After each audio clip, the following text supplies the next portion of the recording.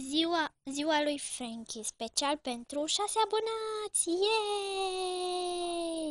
Na, na, na, na. Mi-am făcut părul la coafor. Bună! Of, a venit. Iarăși tu? Suntem prietene. Ieși afară. Oh, nimeni nu știe că e ziua mea. Of. Auzi, Afira. Pe cine o să invităm, dracu, Laura 2? Nu știu, dracu, Laura 1, dar îmi fac și eu griji pe cine o să invităm. Uite o listă cu invitați. Ok.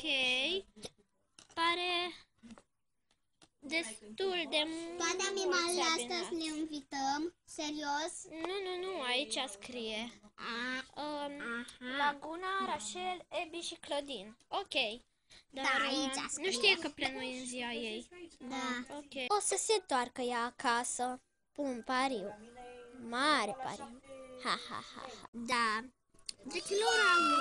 Drake Laura 1, ai vreo idee cum o să fie partiul? Păi, o să-i spunem la mulți ani, îi dăm cadouri și mai stăm puțin și vorbim. Bine, așa o să fie. Să chemăm invitatele. Iupi, bine că ați venit, acum să așteptăm să se întoarcă. Ați înțeles? Ok.